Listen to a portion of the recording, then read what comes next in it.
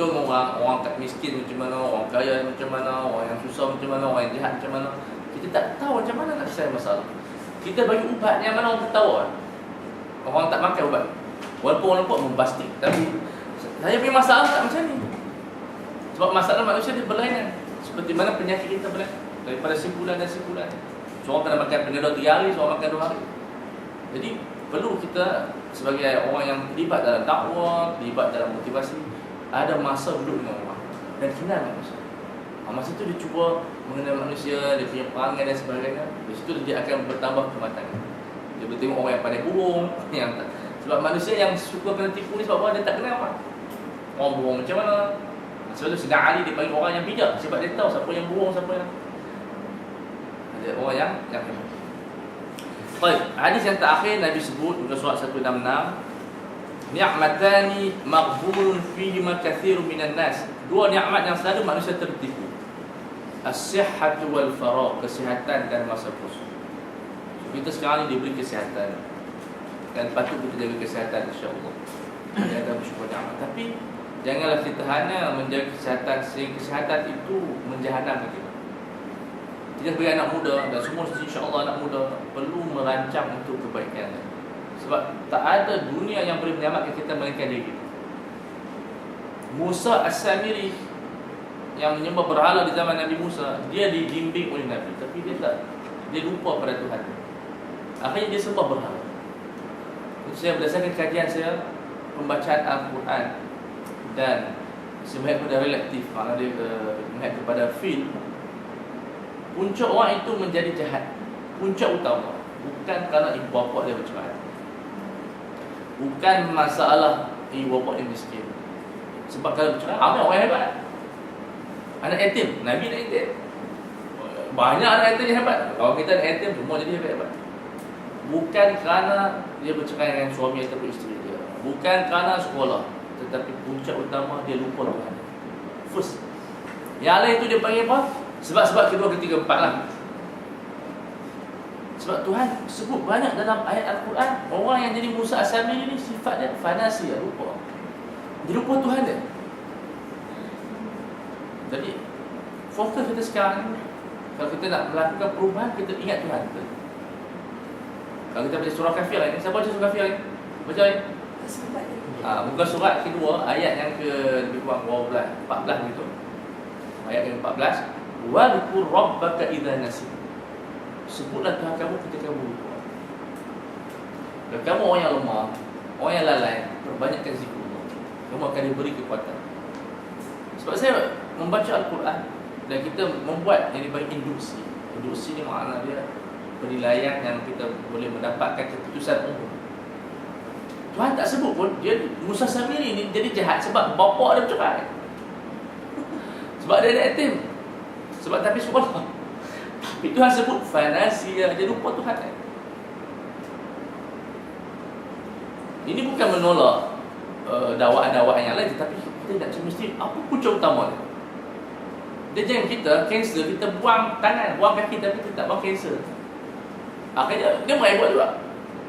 Kita sekarang dia macam ni, kamu nak selesaikan individu ni, kita didik mak dia jadi baik, sekolah jadi baik, kerajaan jadi baik, tapi dia lupa Tuhan, dia tak jadi baik juga.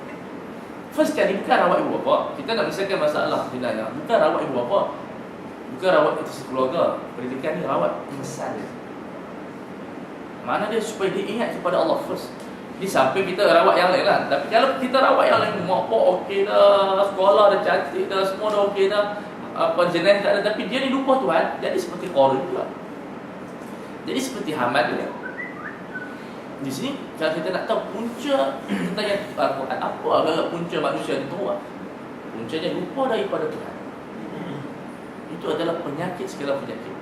Lepas tu dah sebut wa man a'rada 'an dzikri, siapa yang berpaling daripada ingat aku, maksud lupa daripada ingat aku, fa inna lahu ma'isyatan dhanka, dia dapat kehidupan yang sempit. Tak, jiwa dia tak tenang. Jadi kalau kita tahu muskilah kita asasiyah, problem kita asasi adalah tak baik ingat Tuhan, kita nak cari buat apa? Ini persoalan. Allah tak ada, saya okey je. Dia kata okey, tapi adakah dia seperti ayam yang disembelih sakit, kita nampak dia menari? Ramai orang Nampak happy tapi dalaman dia majruh. Orang kata apa? Luka. Sedih. Tak ada harapan. Tapi dia cuba merawat dengan seronok, nampak happy. Berapa ramai orang yang senyum tapi dalaman dia menangis. Betul tak? Tapi berapa ramai orang yang menangis hati tenang itu. Ini muskilah. Kalau kita baca Al-Quran, kita mesti melihat Allah Subhanahu wa taala sendiri memberi jawapan kepada kita. Wala takunu kalladzina nasullaha fa ansahum anfusahum ulaika humul khasirun. Jadi orang yang lupa Tuhan. Bila kita lupa Tuhan, Tuhan lupakan kita terhadap diri kita. Tuhan bagi kita lupa diri kita kan. Tak sedar kita ni manusia, kita golongan, kita bermaksiat, makna Tuhan lupakan identiti kita. Tak sedar kita anak siapa, tak sedar kita ni siapa. Lupa. Yang penting hawa nafsu. Ulaika humul khasirun. Maka jadi orang yang sangat rugi di dunia dan akhirat. Jadi, sekali kita sebagai anak muda sekarang ni, jangan, itulah mak saya tak sekolah. Itu kesalahan dia. Kita banyak fokus kesalahan orang. Tapi kita nak tengok macam mana Al-Quran merawat kita untuk jadi seperti orang soleh. Iaitu ingat Tuhan. Dan benda ni tak ada hukuman. Penjara tak ada. Duit pun tak ada. Untuk kembali kepada Allah, tak perlu duit. Yang saya serongi kan, saya bayar bersama Tuhan. Tak ada. Semuanya bermula dengan yang keingat. Sebab itu kita sebut dahulu dalam Quran sebut Tuhan, kita cerita macam mana Tuhan merawat orang buat maksiat. Daripada membunuh, daripada berzina, daripada tak tahulah apa dosa dia buat di dunia ni, semua dia buat. Seperti kata ulama, dia ni berzina dengan mak dia di Mekah di bulan Ramadan dalam ihram maksud dia buat umrah dalam Kaabah. Maksudnya semua kejahatan dia pun jahat. Berzina tu pasal lah dengan mak dia pula di Mekah pula tu. Ketika mana ihram masuk dengan buat umrah. Ketika tu waktu Ramadan pula tu. Kemudian dalam Kaabah buat pasal itu. Orang macam tu pun boleh dirawat. Allah menyebut walladzina idza fa'alu fahishatan dalam surah Ali Imran. Bila orang tu buat maksiat, fahisyah, semua benda yang kecil. Fa'alu fahishatan aw zalamu anfusahum bil zalimi diri dia, zakarullah. First kali untuk rawat, zakarullah. Bukan dengan benda yang lain. Dia cuba ingat Allah. Zakarullah. Bila ingat kepada Allah, bermulalah kehidupan. Zakarullah fastaghfiru lahu. Dia minta ampun kepada Allah, ampunkan dosa-dosa. Ini adalah bidayatul al-mufattari, bidayatul as-salik, permulaan orang yang salik. Tak ada siapa yang paksa. Dan ini undang-undang law yang Tuhan buat. Tak ada siapa yang boleh ubah. Kalau kamu sedih, beri mereka. Sebab mereka buat kesedihan. Tetap kesedihan mencari kemuliaan mereka. Bila manapun, nak tidur dalam mimpi kita mah. Dan kita sedihan tu buat dalam mimpi. Dia di mana? Nah, jadi makan pergi seopok. Sedia ramai orang yang pada stres seopok. Tapi itu rawatan sebentar. Yang feel paisa tak naik seopok itu seopok. Itu betul adalah membunuh dia. Itu sebab apa? Bila dia ingat Allah, bermula perjalanan pembersihan dia. Fastaghfiru lidunubihim wa ma yaghfiru illa Allah. Siapa yang boleh mampu ampunkan dosa malaikat Allah. Walam yusirru ala ma fa'alu. Dia meninggalkan semua kejahatan dan tidak meneruskan kejahatan. Ya'lamu dalam keadaan dia betul-betul dia sedar dia buat itu bukan kerana jahil, tapi kerana dia sendiri nak berubah. Apa balasannya? Ulaika hum jannat, dapat syurga.